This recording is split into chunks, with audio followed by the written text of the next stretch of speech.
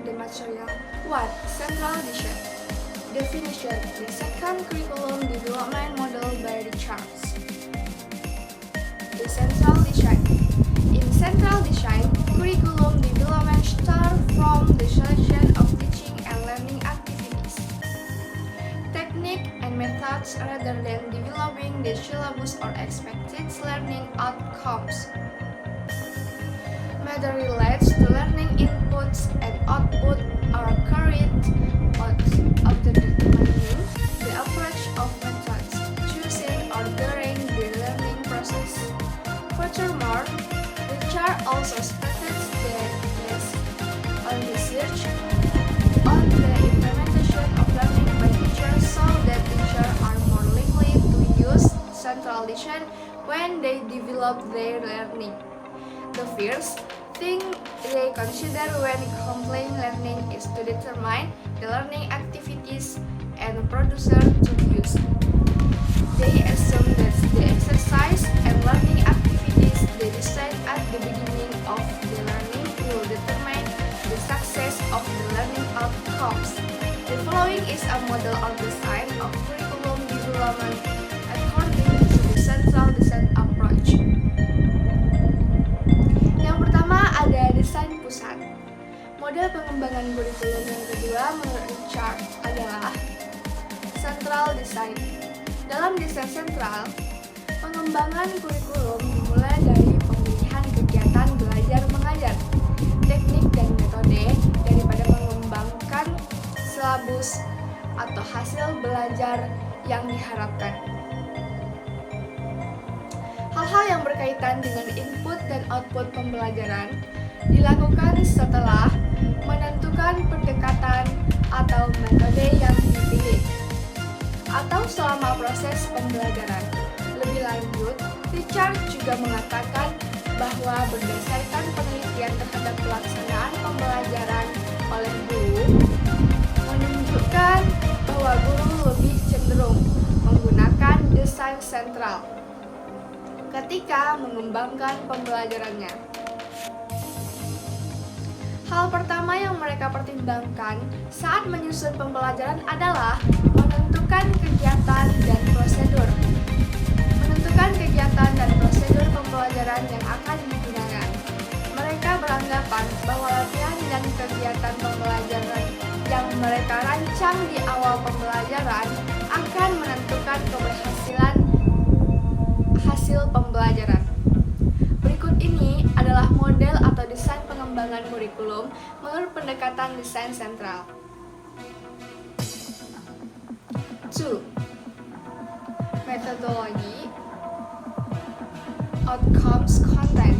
The diagram above shows curriculum development using central design. The first thing to do is to determine the methods or form of learning activities in the classroom. Then after the method is determined, it is continued by determining the appropriate material or topic and also learning outcomes or outputs such as the form of test that will be used to see outcome or learning outcomes. In contrast to forward design, wherein curriculum development approach with forward design. Input is determined first, which in this case is the brand or learning topic that student will learn. Then a syllabus is designed to summarize the topics and detail what linguistics needs to study those topics, such as vocabulary and grammar. After the syllabus is designed, the learning activities and how to measure learning outcomes are determined, known as output. In forward design, curriculum development runs linearly or simultaneously. Metodologi hasil isi diagram di atas menunjukkan pengembangan kurikulum menggunakan desain sentral. Hal pertama yang harus dilakukan adalah menentukan metode atau bentuk kegiatan pembelajaran di kelas. Kemudian setelah metode ditentukan, dilanjutkan dengan menentukan materi atau topik yang sesuai dengan juga hasil hasil belajar atau output seperti bentuk tes yang akan digunakan untuk hasil outcome atau hasil belajar. Berbeda dengan forward design, di mana dalam pendekatan pengembangan kurikulum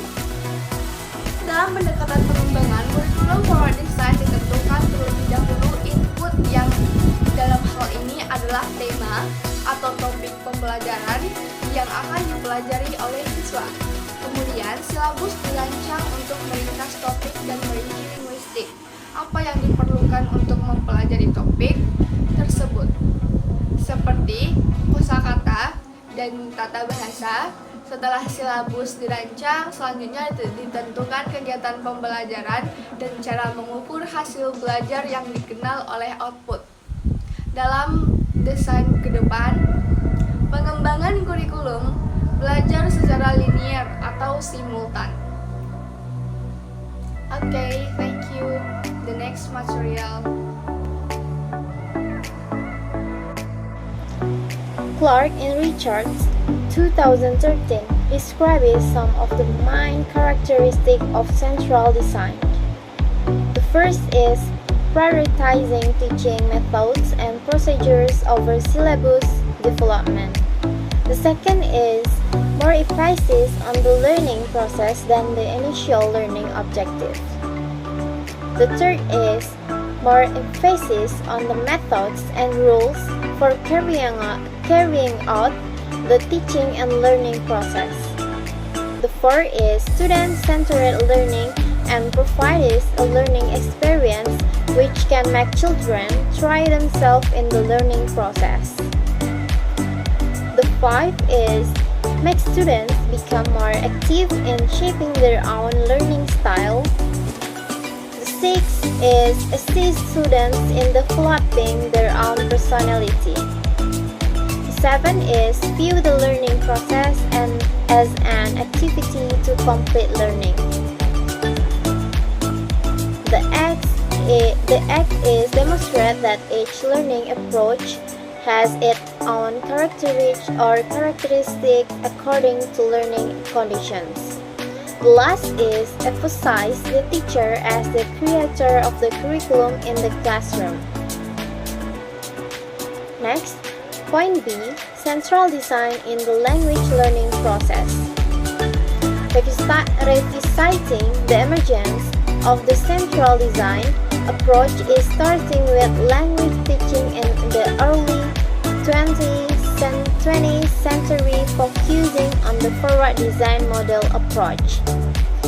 Methods such as audiolingual method, ALM, situational language teaching, and early communicative language teaching, CLT, emphasize the development of a communicative syllabus and grammar material at the beginning of CLP in the learning process.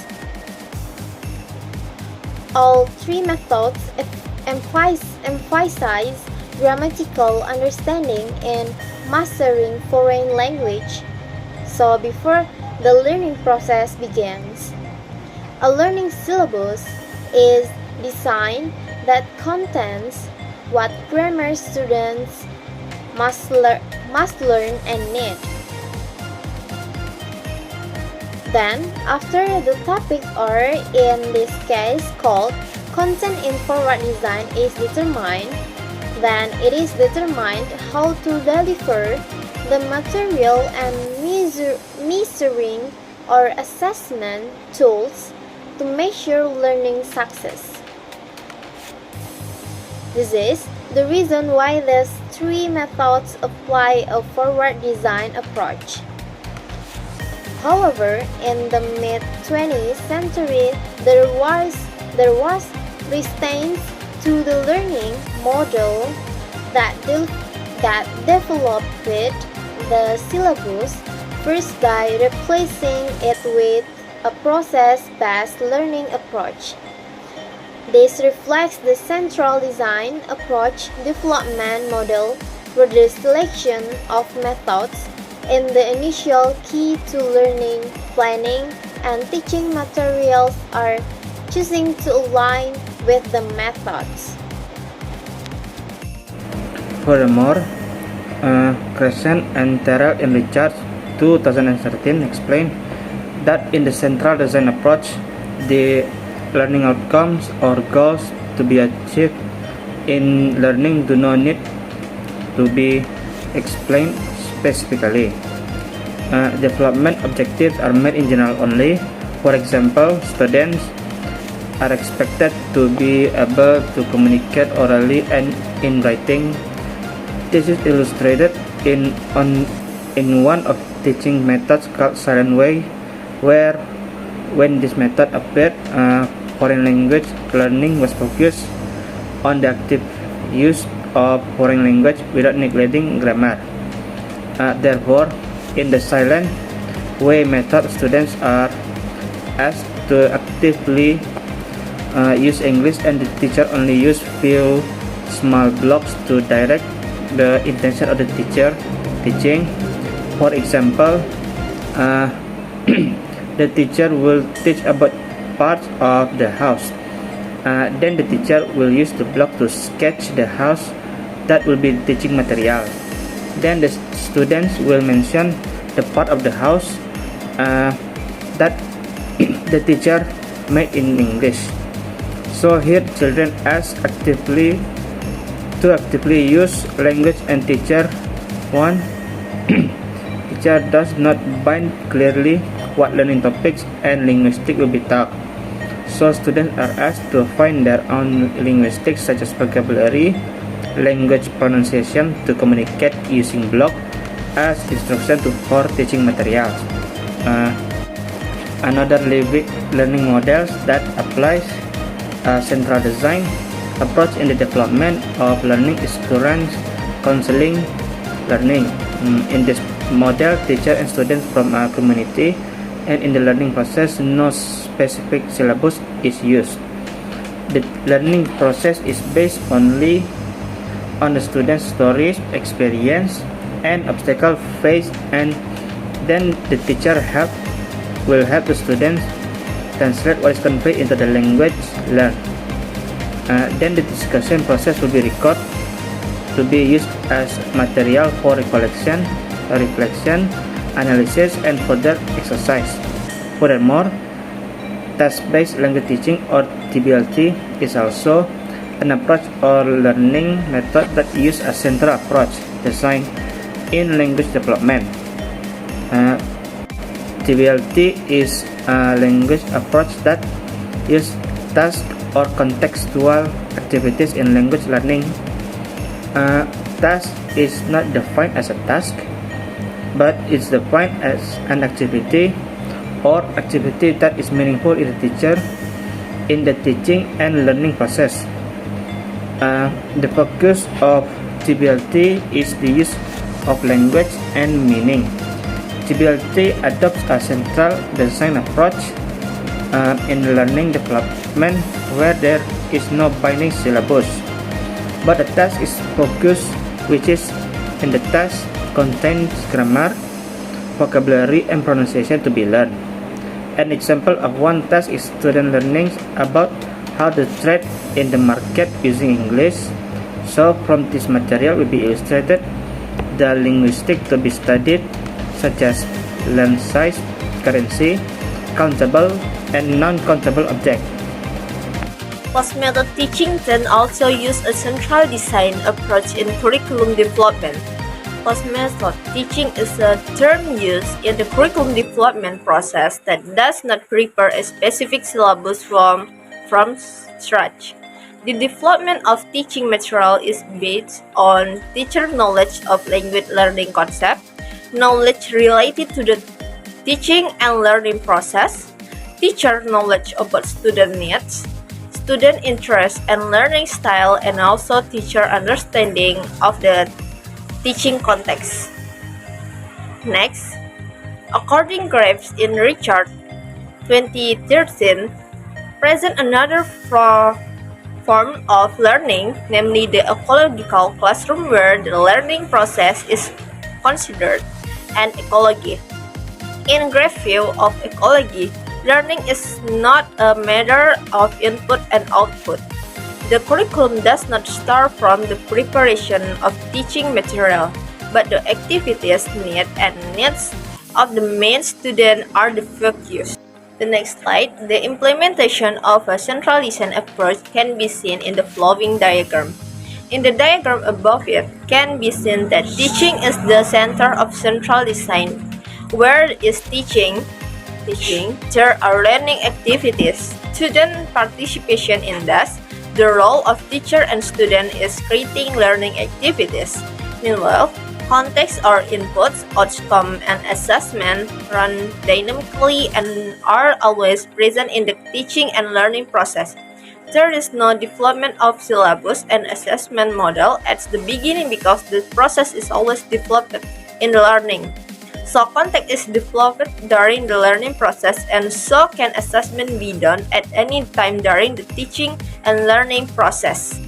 Thank you for watching the learning video from our group and see you soon.